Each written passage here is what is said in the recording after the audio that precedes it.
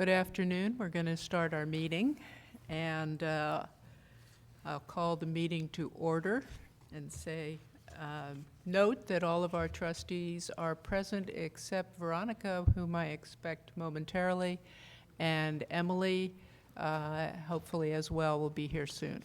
So everyone else is here. Welcome. We have a nice audience. Appreciate people taking their time to come here, and most especially the people who perhaps don't have to come here. So, thanks to all of you. First, we have recognitions. Anthony, did you want to start that process? I'd be glad to. Of course, we have a long tradition of recognizing our staff for their longevity and dedication to SBCC. We have 3 individuals here tonight and their supervisors, starting with Robert Else, our Senior Director for Institutional Research and Assessment and Planning, and Dr. Jack Freelander is going to present him to us.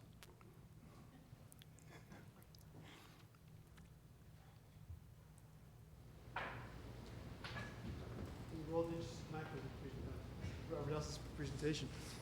So, we're here to recognize Robert Else, as Dr. Beebe just suggested. Robert's association with this college, although he's hired full-time 10 years ago, is 16 years. So 16 years ago, we had a grant to develop a system that would capture positive attendance, students' use of tutoring, and support services. We hired some consultants who are highly recommended, and after a year and a half, they just weren't getting it right. The system was not working. So I was at a party, and somebody introduced me to, at the time, the president of what was the most prestigious IT consulting firm in Santa Barbara. So I explained the situation. I go, do you have somebody you'd recommend? And she goes, well, this guy named Robert Else, he's certified Oracle consultant. He has all the certifications. He's an expert in programming. He's exactly the guy you want. And I go, who else do you have? He goes, who else? Robert Else. That's who you want. So I could bring him on. So that was my first association with Robert. And within a year, Robert developed the system that we now call the Student Information Recording Systems, called SIRS. And for all those years until now, even now, we use it to capture our positive attendance, students' use of support services, tutoring, and so forth. And even to this day, people ask how we're doing it. And it's something he built 15, 16 years ago. So then we were on a student information system called Santa Rosa. It was our student information system, HR, finance. And it was on its last legs. And then some. The Band-Aids were sort of starting to deteriorate. The glue was no longer, it was folding up. And so we were going with Oracle. Oracle said they're going to help work with us to build a brand new system, student information system, and everything else. So IT said, we need some help, somebody that expertise in Oracle databases and programming. So they looked around and they decided who else to hire but Robert Else. So they hired Robert. So Robert was doing a great job with that. Was out programming the Oracle programmers, and we were scared that they would hire him away, from us. At that point, when Oracle overpromised and underdelivered, we said, okay, we have to go to a new system called Banner. But the only person who understood our Santa Rosa system was about to retire. So we said, we have to do this in 1 year. So the IT staff said, they opened up a position of a full-time position as Director of Administrative Systems, and that's the job that Dan Watkins currently occupies, in charge of all the IT programmers. And so they turned around and after rigorous interview section, they said, who should we hire? And they go, who else? Robert Else. So that's who they hired. And Robert helped provide the lead in getting that Banner system in place just in the nick of time, because our data was not accurate coming out of the Santa Rosa system. It was not a pleasant time to rely on data coming out of that system. When we had a research position Robert's currently holds, Senior Director of Assessment Research, and Planning. Robert applied for it. I remember I chaired the initial interview committee, and we looked at the applicants, and we said, who do we recommend to the president as our applicant, and committee looked around unanimous, who else but Robert Else? And then that's who the president chose for the position, and fortunately, he's been in that role. When I was acting president, that year I went back to Washington D.C. because we, in our first year of the Aspen competition, the first time they did it, we were in the top 10 of all the community colleges, and the only community college from California. So I went back, and although we were recognized for being in the top 10, we weren't the top 3 or the top institution. But in talking to the people from Aspen and listening to what the other schools are doing, I came back to the campus and made the bold statement that we're going to win the next time, the next competition. And when we were invited to submit an application, I had to look, who's going to take the lead in putting that together. There's a lot of data and good writing skills. I looked to the left, looked to the right, and who did I choose? Who else but Robert Else? So Robert came in and did a beautiful job putting together an application, and sure enough, when we went back, Lori and I went back with Kathy Malloy, we were co-winners. And but Robert had a major role to play in that, in how he put that application together in terms of all the data that was required. It was a very data-based, but it was good writing. He's a very good writer as well in doing that. When Lori was here, one of her top priorities was having our accreditation fully, getting full accreditation. And so she needed somebody to head up organizing and putting together the self-study.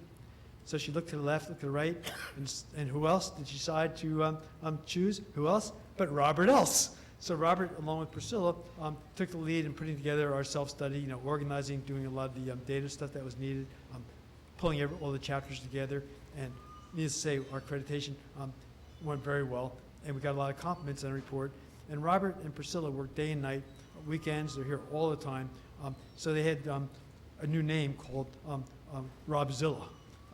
And the campus gave them tremendous recognition for that. One of the areas we were deficient in preparing for our accreditation was we didn't have an integrated educational master plan. So Lori goes, who's going to head up that? So she looked to the left, looked to the right, she goes, who else but Robert Else? So Robert headed up that effort. I was on the team. Priscilla was with him, some other people in the audience might have been. And he did a great job leading that. Now we have a fully integrated educational master plan, and we were not cited for that in our self-study, in our evaluation, in doing that.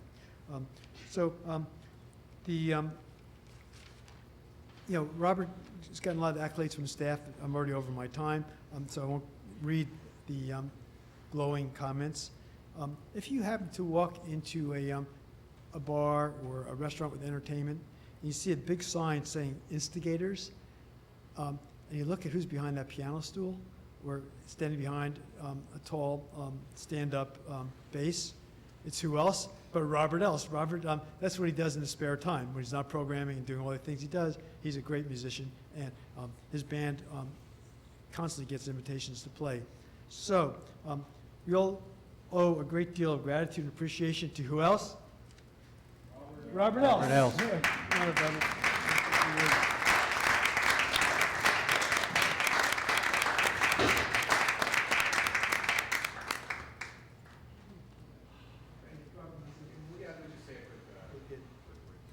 Okay. Thank you, Jack. Oh, you're welcome. I'm sorry I agreed to pay you by the word, though. So, very briefly, I have thank you, Jack, very much for your comments. I did by the word, so why you still work here? Oh, yeah, okay. A check's in the mail. I have a special place in my heart for Santa Barbara City College because, as Jack said, I'm a musician, and when I first came to Santa Barbara in the mid-'70s, the phone wasn't exactly ringing off the hook with music jobs, so I got interested in computers. The very early days of, they didn't even have personal computers, and I started taking classes, evening classes at Santa Barbara City College. In the humanities building, there was a computer the size of a minivan with the blinking red lights and the cards and the paper tape and all that. Paul Bishop is the only one old enough to remember it. So I took one class, beginning class, and then the next class, and the next class, and after, several semesters of these evening classes, I got a entry-level programming position with the city police department, in fact, and that just kept bootstrapping up until I ended up here. So I really owe my whole, software development systems analyst kind of database career to Santa Barbara City College in evening classes. And so I'm very grateful to City College and always will be. Thank you.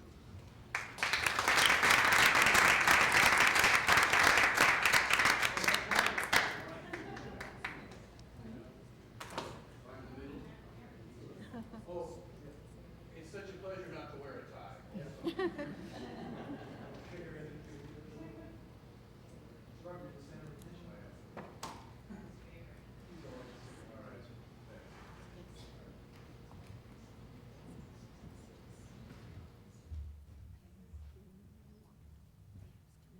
Okay, so the next person is Michael Jens, and Dan Watkins is going to present Michael to us. Michael is an Information Systems Specialist 3, and we'll have Dan roast him a little bit. Oh, this isn't a roasting, no, this is... Good afternoon, President Beebe, President Preminger, members of the board. It is my honor to recognize Michael Gens in 10 years, and who else do I have to follow but Jack Friedlander and Robert Else. I had to stick with that.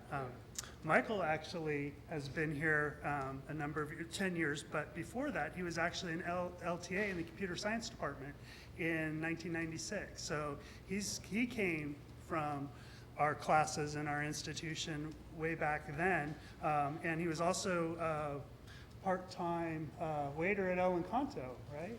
It's a great place. He was waiting tables and working as a computer science LTA.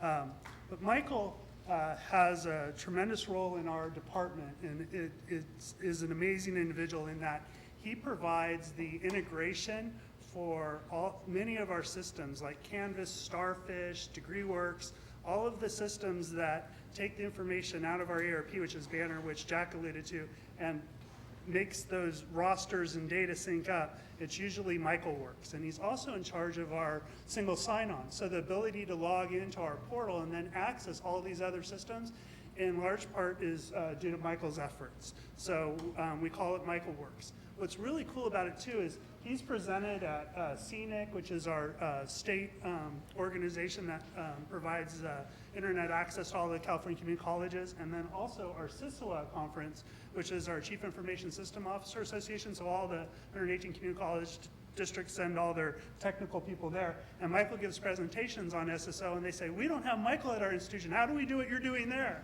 And so he's really well thought of throughout the state for his ability to integrate all these systems. So I feel so fortunate and lucky to have him. He's an integral part of our team. He is always giving 100%. He actually, and again, he's one of those few employees that even though our hours are officially 8 to 4 or 8:30 to 4:30, if something goes down or something's not working on the weekend, if you can't log into email or if there's been a hiccup with the portal, I text Michael. Michael's right on it. And he's been on it at 3 in the morning, at 6 in the morning, whenever. It's like he's got a special ringer, and if Dan calls him or texts him, he gets up and he does it. And he doesn't often get acknowledged for being available and being that generous with his time to be able to do that. He doesn't have to do that. None of our employees have to do that. But some of them just want to make sure things are working and working all the time. On the personal side, he, last year, completed his MBA at Channel Islands, CSU Channel Islands. So he's got his MBA. So that was a very exciting and big accomplishment. And of course, we supported him in getting that. And then he also just recently got a sailboat and has been known to take vacation time and go on Wet Wednesday and race his sailboat. And I think he's getting a little better. He's got a crew of 4 people manning that sailboat. So it's great. Congratulations on 10 years, Michael. I'm so happy to be your supervisor and have you on our team and work at this college. So thank you.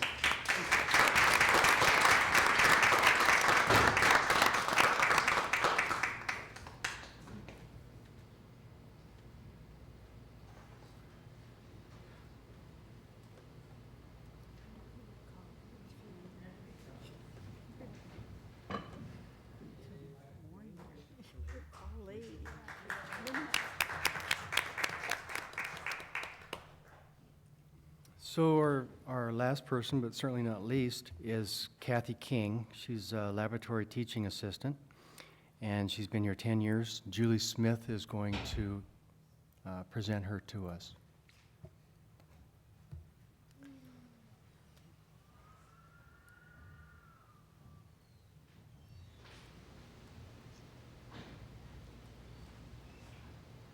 Thank you.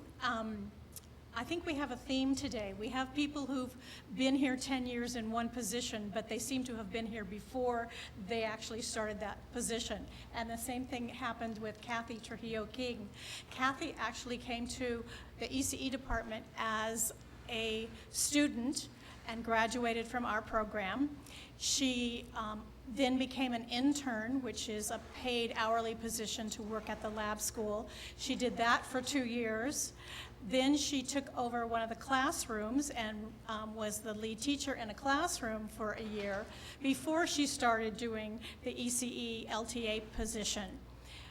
In the process, she also completed her BA through Laverne, and then she completed her master's degree from Pacific Oaks College. So she has completed her education while still working at Santa Barbara City College.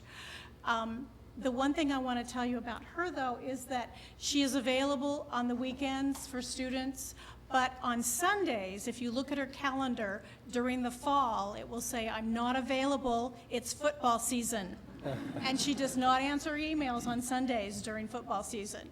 So she has been working with our students, from between 40 to 60 student teachers every semester. She schedules them. She has to keep track of who's gotten their child abuse index clearance. Now they have added, we have to do TB tests, they have to do pertussis immunizations, measles immunizations, and Kathy has to track all that for all the students, plus schedule them 3 days a week for 3 hours at a time in our lab school. So her life is very hectic, but a lot of it has to do with building relationships with student teachers, at which she is excellent. So besides having the knowledge of young children and child development, her ability to work with students of diverse backgrounds is a wonderful thing, and we really appreciate having Kathy in the department.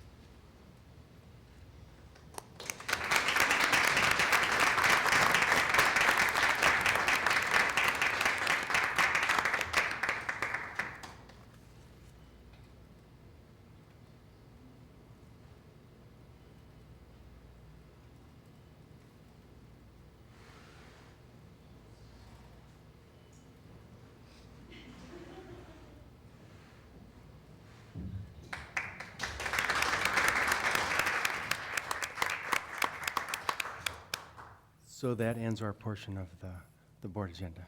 Okay, and thank you also to the others on our agenda.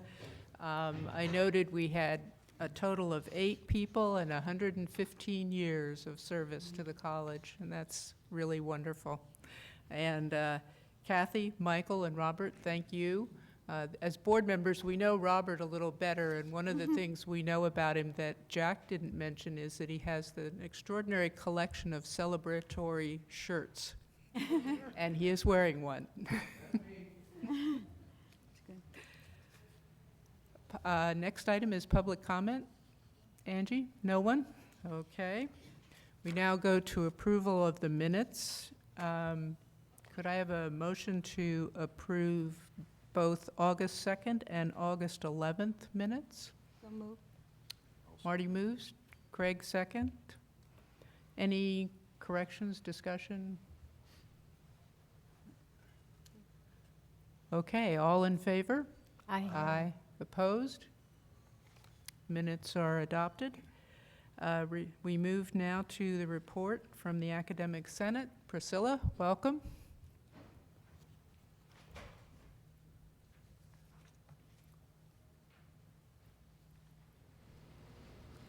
Good afternoon, Dr. Buby, President Croninger, and the board. This week, what I wanted to talk to you about is what the Senate has been discussing. It feels like forever, but really is only about 6 weeks. And that is our discussion about evaluation of 2 summer sessions and how it impacts the academic calendar. So this may not be as prominent in your minds as it is in ours, so I wanted to very briefly just summarize what we've done for the past few years. So prior to 2015, 2014, and before that, we offered a single 6-week summer session. And in 2015, the Senate approved a calendar based on the agreement that we would evaluate how 2 summer sessions went. We agreed to do that for a second year. That was 2016. And now we feel we have a lot of information that we can make an analysis of and a recommendation for the coming year. So I wanted to give you a sense of the breadth of that conversation so that ultimately when the Senate makes its recommendation, you'll know what went into that process. So we started at our Senate retreat on August 17th, and we mainly brainstormed discussion topics and information that we felt we would need in order to really fully engage in the analysis of this topic. So we made a long list, and you know who we went to, right? Robert Ells, yes, okay. So I want to thank Robert and his team because they did an incredible amount of work to answer our numerous questions. So August 17th, we created that list.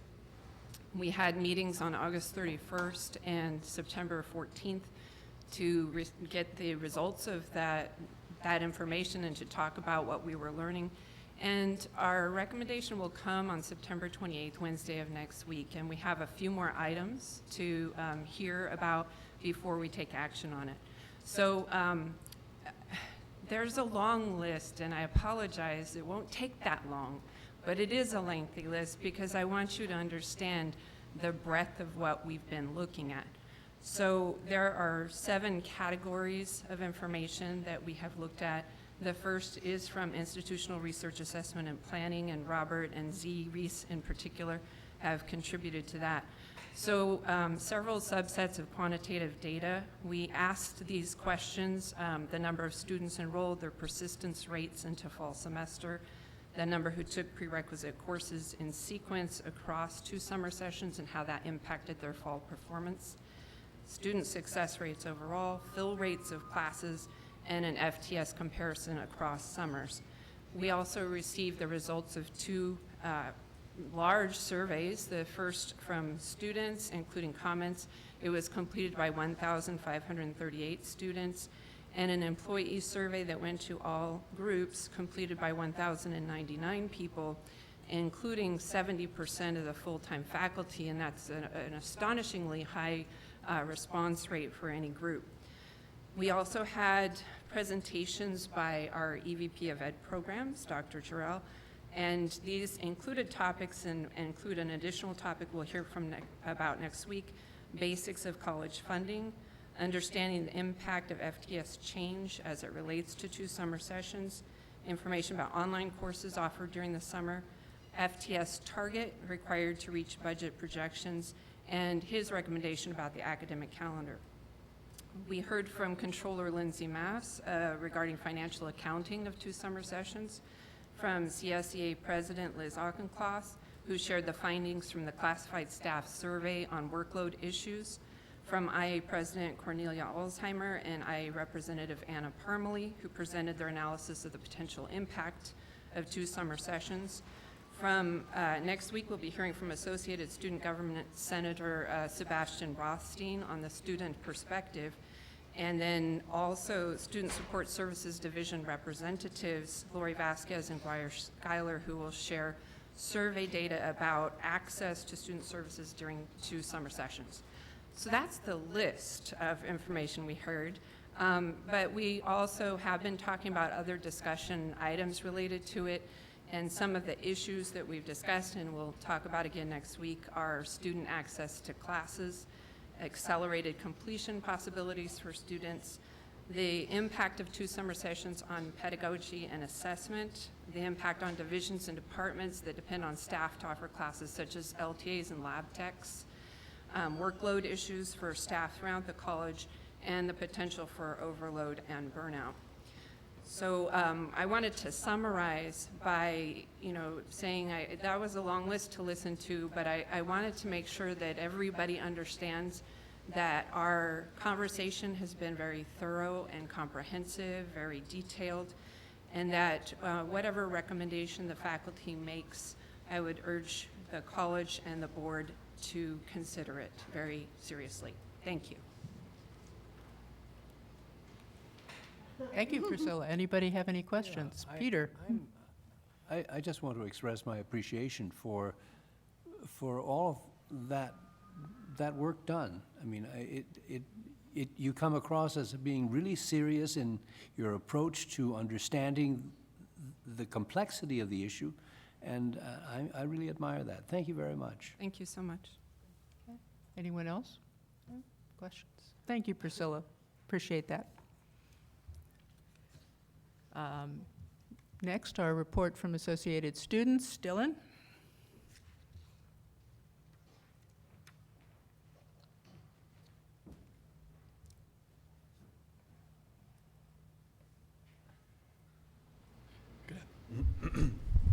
Good afternoon, President Croninger, President Beebe, and members of the board. Thank you for having me here today. I'm happy to be back to report on our student government.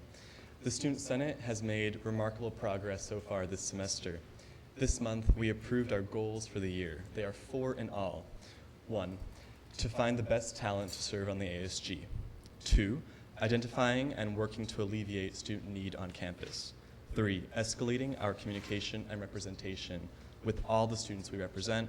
And finally, 4, improving ASG participation both internally and externally, which includes reinforcing our commitment to shared governance on campus. In my presentations to the board this year, I will continuously update you on the progress that we will have made on these 4 goals. Last week, we adopted a new and improved bylaws for our organization. In addition to making the document more clear and logical as a whole, we have added 2 new officer positions to the ASG. Our Isla Vista representative is now an officer, and we have also added a secretary position. We have additionally approved a budget for the 2016-17 fiscal year. Both our ASG General Fund and our Student Representation Fund have continued to grow yearly, with past Senates struggling to find effective ways to spend our growing pile of cash. Of course, the purpose of the ASG isn't to be a trust fund for student money. The reason we collect money from the students each semester is so that we can spend it to further the interests of the students. So this year, the ASG is looking into several promising ideas for how we can spend this money as constructively and optimally as possible to further the interests of the students. We are working closely with the biggest student organizations on campus to plan a barrage of voter education and voter registration events, including an enormous debate watch party for the second presidential debate. We want SBCC students to participate in this election. Our recruitment for new students to serve on the ASG is progressing nicely. We are nominating and appointing new officers and senators tomorrow morning at our Student Senate meeting. New members will assume their positions next week, and they will receive an extensive and meticulously planned orientation that will give them the skills they need to succeed. Since we have not had a full ASG membership so far this semester, it has admittedly been difficult to unlock the full potential of our organization. But starting next week, we can hopefully begin to really take the interests of the students much farther and raise the bar to an unprecedented new level. I can't wait to report what we accomplish in the coming months. Thank you. Questions, anyone? Thank you. Thank you, Dylan. Thank you so much. Will we be hearing from the Student Senate on their views on 2 summer sessions? Not today. No, not today. I mean, in the future, right? Sure, most definitely. Okay, thank you. Next, we have Liz, reporting for the classified employees. Good afternoon, President Croninger, Dr. Beebe, members of the board. Consultation group has started meeting again this fall, and I wanted to thank Luce for taking pictures of the people who received recognitions. It's important to them, I think, to have that, so thank you. I want also to thank the Academic Senate for inviting me to come to present the results of the survey that was done by classified staff.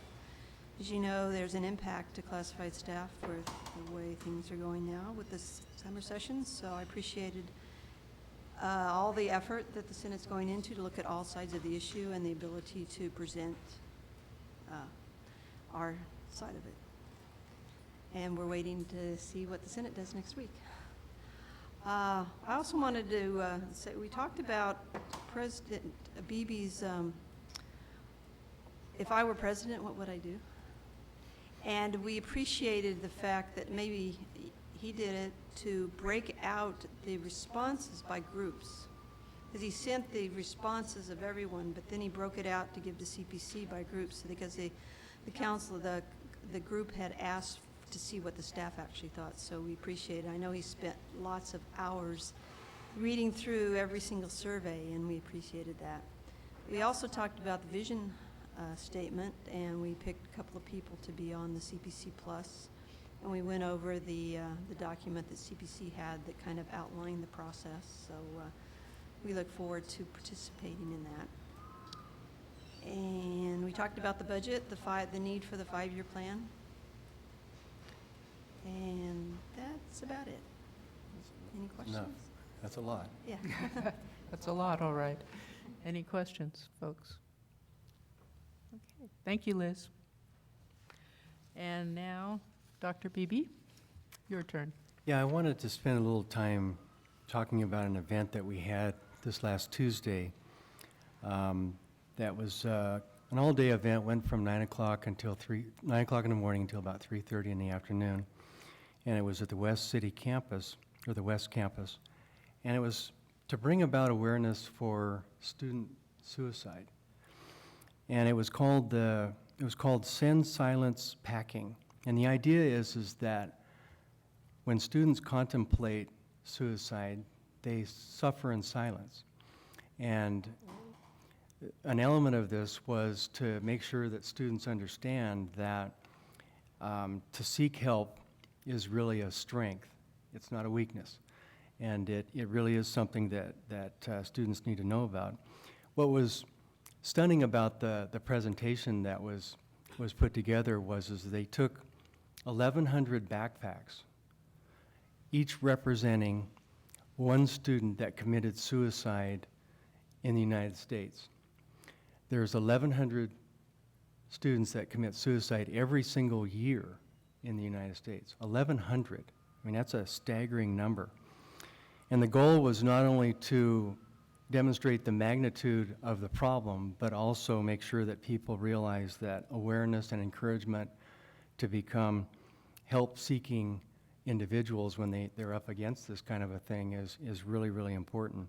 So I want to express a big thank you to a number of programs that were involved with this, including EOPS, the Veterans Program, Associated Student Government, the Office of Student Life, Pacific Pride Foundation, Active Minds, Santa Barbara County Department of Behavioral Wellness, and a whole host of volunteer students that ultimately reached nearly 4,000 students and staff members in this really grand event.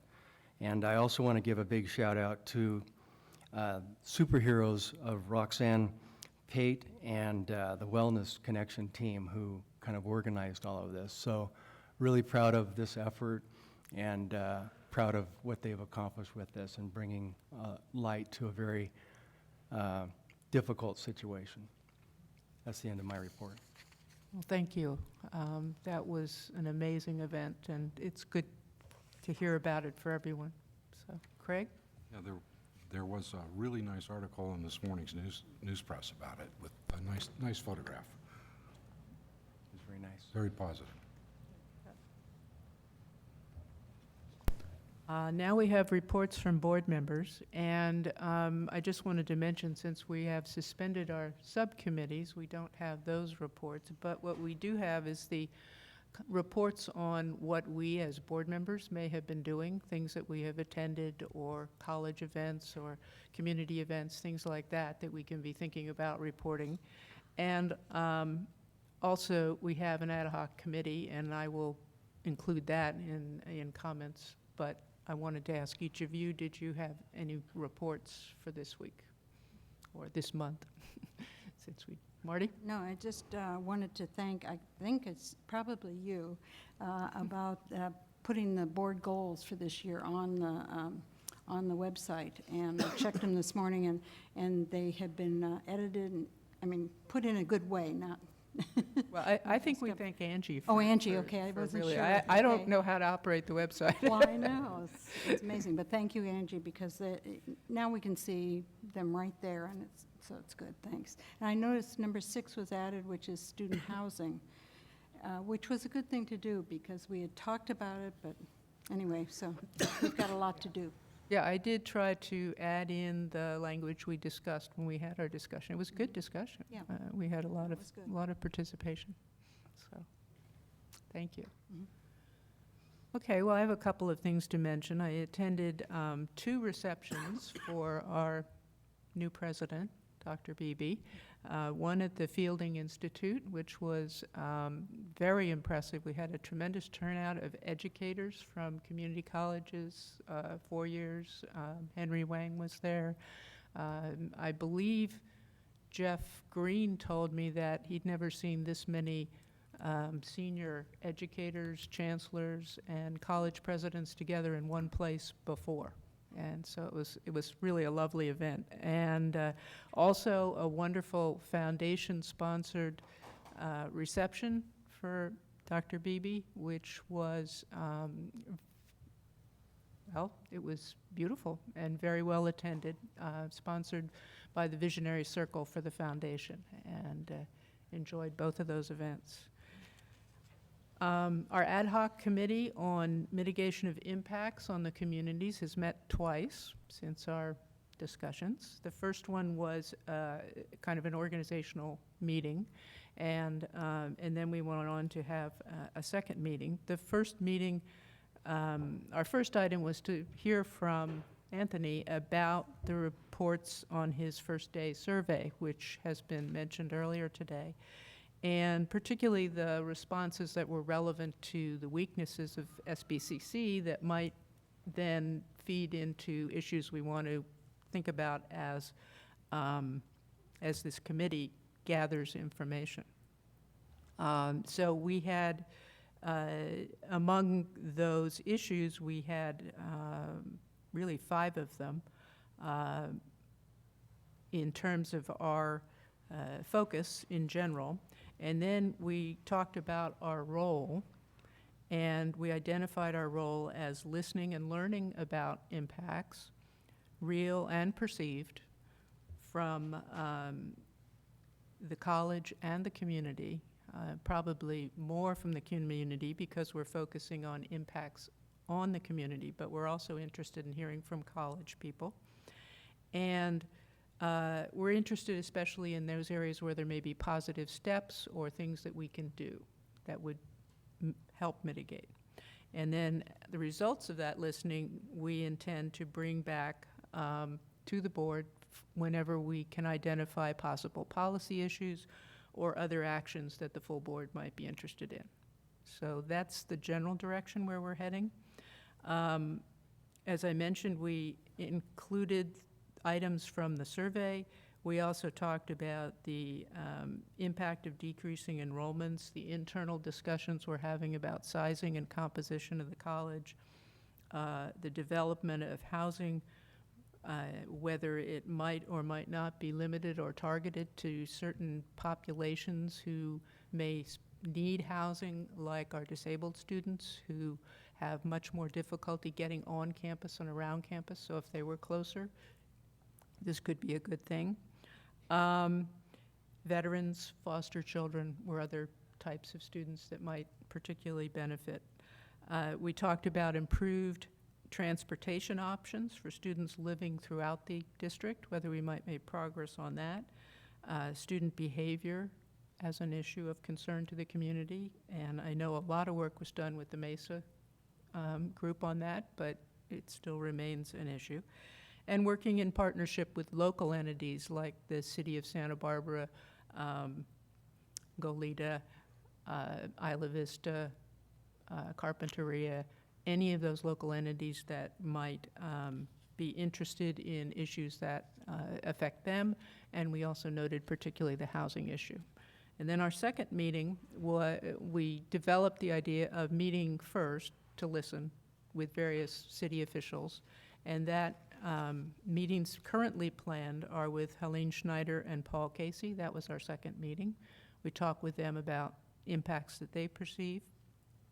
We're also planning to meet in the future with Janet Wolf, Rob Pearson, and City of Santa Barbara Housing Authority, Hannah Beth Jackson, Doss Williams, Monique Limon, Salud Carbajal, all seemed people that might have feedback for us, and community groups and organizations. So that's where we're headed. I think we had a good first meeting with Helene and Paul Casey, and probably we'll circle back again to meet with them, but down the road, but that's where we are. Any questions? Anybody? Just a little comment. I think last time I was saying, oh, we should do positive impacts as well as other impacts, and I still kind of feel that way, but I think this is a very good list because you're getting out ahead of these issues. And, I mean, I know people know those issues are out there, but for us to be actually taking them on before somebody says you've got to take them on, you know. So I commend you for that and look forward to you reporting back. Okay, well, thank you. We're hoping that we may have a list of little things and maybe some bigger things that we can actually make progress on. And as we said, we'll bring them back. Peter? Does the Mesa Community Group still meet? No, No. no. No. But there's a report. It was a And that's task done. force with the Yeah. time sort of limited. I mean, one of the things Helene mentioned was the importance of follow-up on the Right. things that were developed, and I think Right. we're all in agreement on that. We turned it over to the city because they were putting through the noise ordinance, and then it turned out there were noise problems in other parts of the city, not just around here. So it had to all be coordinated, so it took about a year to, Yeah, to and get the that SNAP going. program is getting Yeah. underway now, too. yeah, the Is that SNAP program, correct, just, Anthony? yeah, so. But maybe we should look at that report. Can I we do think that? perhaps we ought to. Yeah, We know some of the things that are happening, but there may be more that's happening that we don't know about. And I know that the Mesa residents will want to know that it Yeah. resulted in something. yeah. Okay, we can do that, Mary Yeah. Ann and I Yeah, will take that up. I think that would be a great thing, because, and Helene did specifically mention, and they're committed, the city is committed to follow up and staying in touch about it, because there's, obviously, we all agree there's no point to coming out with recommendations and then not following through. Right, So, Good, thanks. anybody else? Comments, questions? Okay, now we have our new procedure, which is the development of the consent agenda. And the first thing we need to do is ask Anthony if there are updates. Yes, we have two updates. These are both related to classified appointment revisions that we've been able to finalize. The first one is Nicole Walters, Senior Office Assistant in the International Program, Range 19, Step 6, start date of 10/3/16. The second one is Rebecca Saffold, and she's an Administrative Assistant 2, Student Support Services, Range 31, Step 9, and she'll have the same start date of October 3rd, 2016. So those are two that we would add under Area 7 as an update. Okay, and they were both TBAs on your list, I think? Right, exactly. So now they are specific people and so forth. So the first step is to ask all of the board members whether there's any item on the consent agenda, and this does not include the resolutions, because we vote individually on the resolutions, and it does not include the report on the facility update. This is just everything up to item 10 on our agenda. So is there anything in that group that someone wants to pull out and discuss a bit? I do have a general question, and this is not necessarily for us, because I think we understand it. But it might be helpful if people who might be watching this at home understood what sort of an assumption we're making about a consent agenda. What kind of vetting do we think has supported the possibility that we might do this very quickly? Do you get the drift of my question? I do. And I think this process, and Anthony, you may have comments as well, but I think the process is intended to consolidate down to the issues where we ourselves, in reading all of that work that has gone into this, might still have a question. You know, I don't understand X, could you explain that a little more? And we would pull those things out and discuss them. But where all of these items have had extensive work done by staff, they have made their way up through the system, through Anthony as well, and they come to us as a recommendation for approval.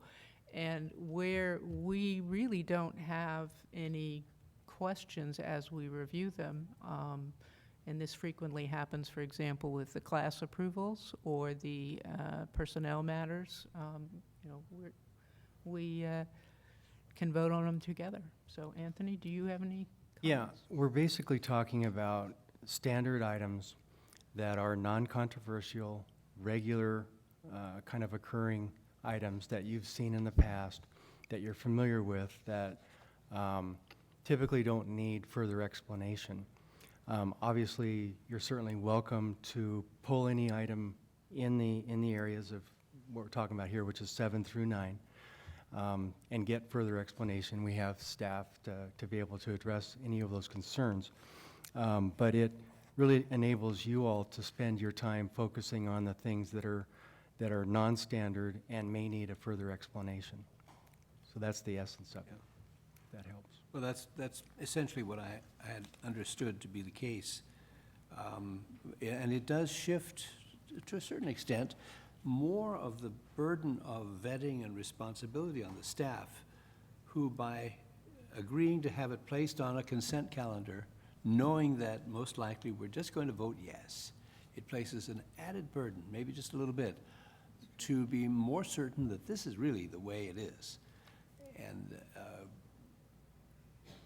I think that's all I really need to say about it. Okay, thank you. Anyone else? Veronica? No, other than I really like it because it focuses our time on the policy part of it. And I love that it goes out on Friday and it's all clickable. So you look through all the attachments and I can email Dr. Beebe and move on to the things that are at the policy level. So thank you to all of you for wanting to do this process. So with that, I want to move approval of adopting the consent agenda, if Marianne. Marianne, were you making a comment? Yes. I wanted to say I totally approve and like it. I will miss the list of courses for adult ed because we always have fun with that. Well, you can pull it out and discuss it anytime you want. No, thank you. I like the consent agenda. Okay, well, I'll second no, I Marty? wanted to second it. I think you need a second for that motion. I'm not sure we Did got a Marianne? first motion. Did we get a motion yeah. to approve? I Okay, moved approval Veronica, to you adopt included the that. consent agenda. all right. And you're a second, Marty? Sure. Okay. So we didn't pull anything out, and I think that means that what we are now voting on is adopting the consent agenda. So all in favor? Aye. Opposed? And we are done. I thought we'd see Pat English cheering in the aisle or something.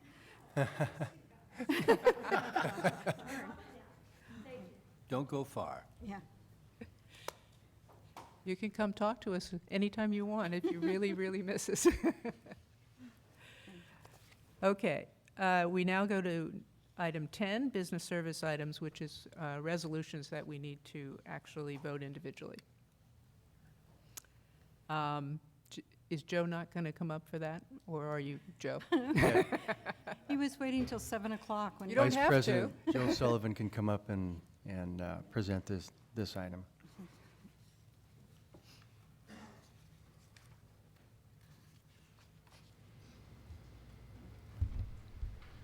Good evening. I would like to present to you item 10.1, which is resolution number 6, the augmentation of revenue. And we can take that together with 10.2, which is resolution number 7, the budget transfer between major objects. I have a motion to approve 10.1 and 10.2. Peter? Craig second. Any comment? Okay. Angie? Trustee Nielsen? Aye. Trustee Kugler? Aye. Trustee Haslam? Aye. Trustee Gallardo? Aye. Trustee Croninger? Aye. Trustee Bloom? Aye. Trustee Abud? Okay. And then we move to item 11.1, which is a reports and information, the district, state, and Measure B project status report. And I've asked Julie to comment on several of the items. She'd like to come down. But there is one that I would like to draw your attention to before then, and it's project number 6720, the DSA certification of completed projects. And this is not to steal Julie's thunder, but to offer up the praise that she's well deserved of in getting this completed and updated.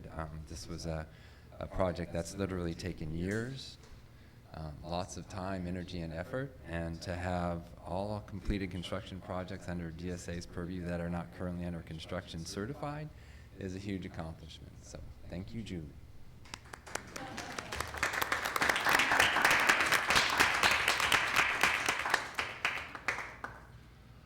Good evening, Dr. Beebe, members of the board. I'll be brief because everybody else is being brief. I just want to go through the high points, starting with the long-range plans. I just want to confirm that we did submit our 5-year construction plan to the state in early July, and that included the 4 proposals that you see in the last bullet item under that project. And obviously, as you're all aware, a lot of that just hinges on whether or not the state is successful with a general obligation bond in November. So that will inform us a little bit more onto the outcome of that. The water use reduction measures, we really have been reduced in the amount of funding we have for that, so we haven't been able to do a whole lot with that one, but we still continue to be rock stars about water savings. Energy efficiency, our year 3-4 interior LED lighting retrofit project is substantially complete. That's great. That takes us through this fiscal year that we're in. So we're in really good shape. We have one more allocation, as I understand it, and we'll be talking about what we want to be using for those funds, you know, probably in 3, 4, 6 months, something like that. But the current project is substantially complete. And the next one is the big one, and I'm super excited to report that, and I do have to transfer praise onto the architects that we worked with. Robert Coles and Heidi Norman did a fantastic job of just dogging the DSA about making sure these projects continued to be looked at and followed the process, and it was a really exciting day last week when we got the final certification. And these projects are from the 90s, so if you're, you know, understanding how hard it is to recreate a project like that, it was challenging. So I'm super excited. We're free and clear. Everything is now, you know, going forward. Campus Center swing space, we're in the throes of that. The sports pavilion concession stand remodel is probably halfway through. It's going really well. We did come across 40 feet of deteriorated piping today, so there will most likely be a small change order that you'll see going forward, but it's going extraordinarily well, and it's going to really be a super facility for the college. And then the tent, of course, is going to be starting construction in probably mid to late October, with a completion date now of early December. We had a little bit of a stall in that project, but that's still fine and moving forward really well. And then Mark Sullivan and Randy Bublitz and the group who are, you know, moving out of the building are really working hard to make sure that the spaces they need are being set up and ready to go. So I think we're in good shape there. The campus store modernization project is going very well. As you remember, it's a low bid project, so it's a dogfight the whole way through. And I have to say, we have a stellar project team in place, and I'm happy to tell you that right now there are no change orders. We heard you loud and clear, and we've been working diligently to try and use horse trading as best that we can to keep ourselves out of the change order territory. So at this point, I'm proud to report that we have no change orders. Not that there may not be change orders, but that we don't have any right now. So it's going very well, and we're probably, I think, about halfway there. It will be challenging.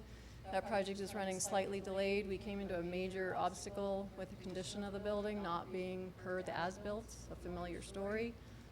But we've worked through it. It is resulting in a slight delay, though, so we're going to have to work through the transition between Campus Center swing space and bookstore swing space. But the team is working diligently again to be sure that that goes smoothly.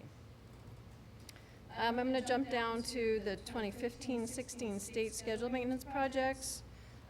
4 of those you'll see happening over the holiday break: the IDC chilled water system, the classroom improvement Shot Campus, painting and flooring at BC building. That's 5. Roof restoration and exterior painting. There's going to be a lot of smaller projects that are happening late fall over the holiday break. There's just not enough time anymore at the holiday break to get it all done. So it'll be a flurry, and you'll be seeing bids and contracts coming out that will be in front of you for board approval. So, but those are all really solid projects. Those are what continue to make the college operate and function. The campus center seismic and code upgrade, as you know, we were approved to go out to bid with that project. We are currently out to bid. There were 2 job walks, one on the 23rd of August, one on the 8th of September. In total, we had 14 general contractors attend those job walks. That's a pretty good showing. That's not, confirming that they're all going to submit bids, but there was good interest. None of those are in our general local area. The project is too big for our general contractors, but there were plenty of subcontractors. There were 19 total subcontractors or trades that attended those 2 job walks. Bids are due on the 11th of October. And then the final project that I want to talk about briefly is the West Campus Classroom and Office Building project. Obviously, that's very visual over there. I have to say that it's going incredibly well.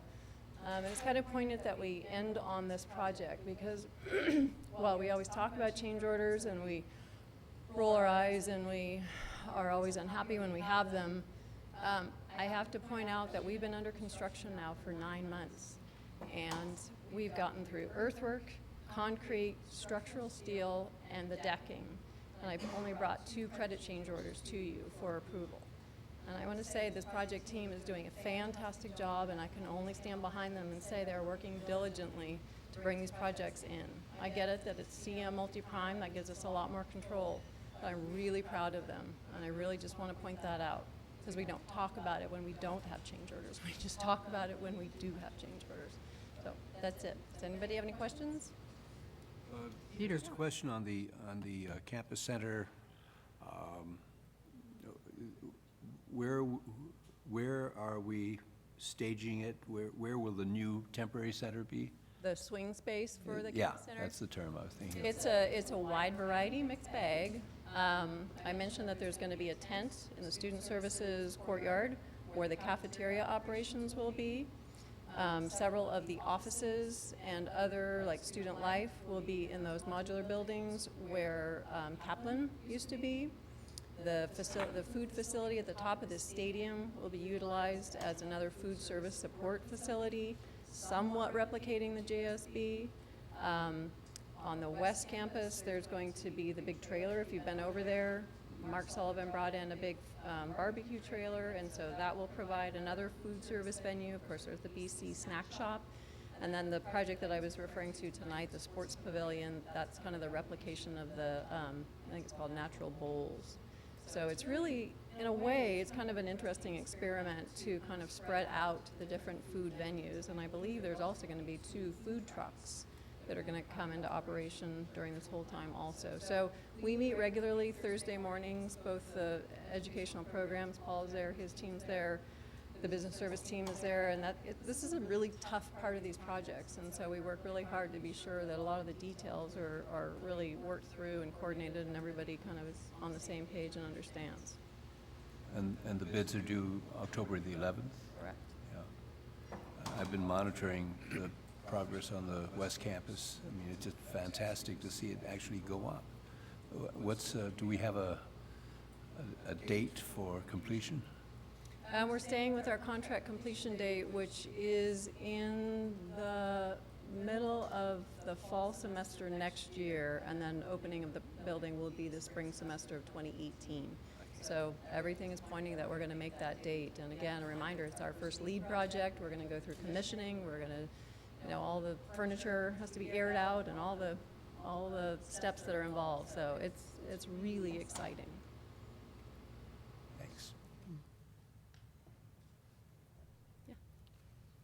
Second.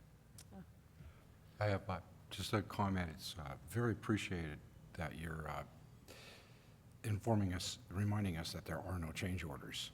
And that was a big concern of this board, and with all the financial concerns that we have and have been eyeing for a while, that was really, really good news. Thank you for sharing, and tell everybody on your teams that it's not gone unnoticed, even if you hadn't have said something. I think we noticed. Thank you. My pleasure.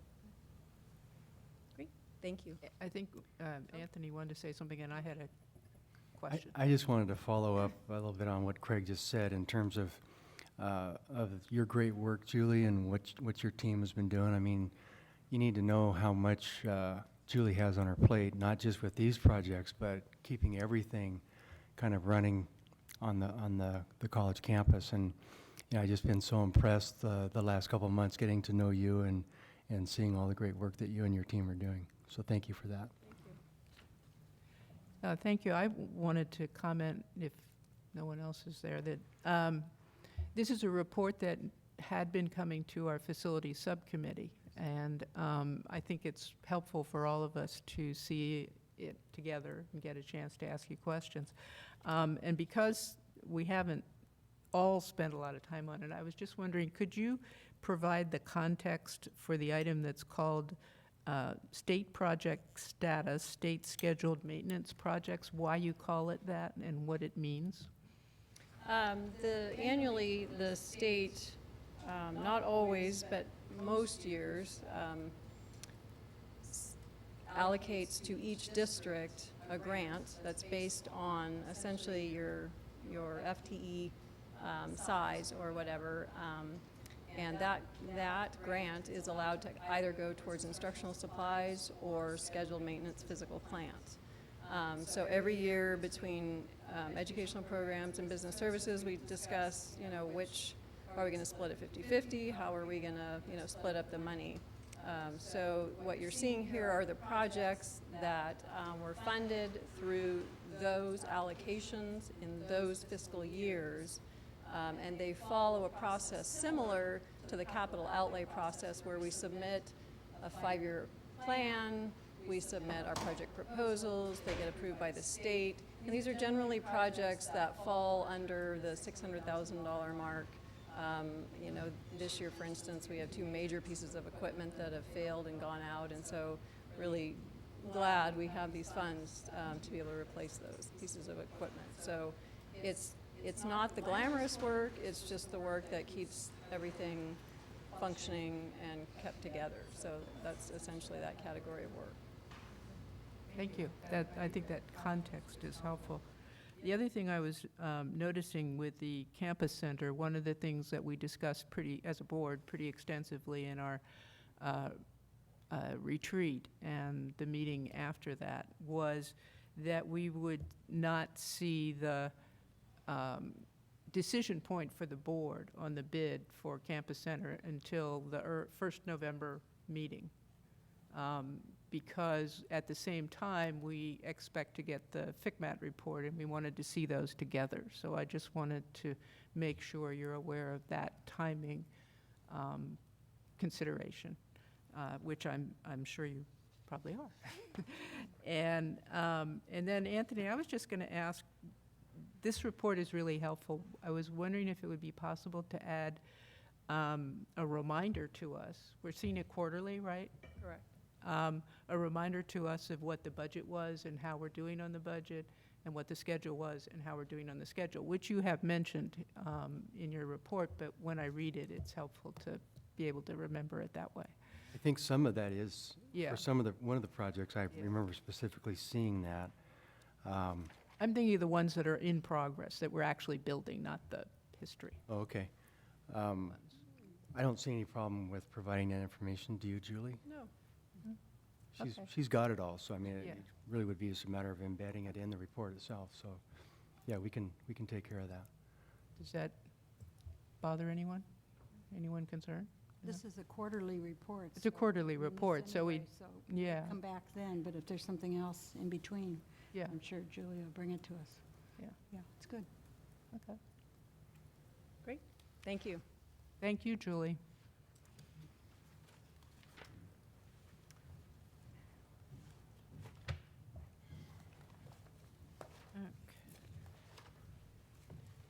I think that takes us to the end of our agenda, except to adjourn to closed session. And we will go into closed session, and then we will reconvene after closed session is over. So, adjourn to closed session.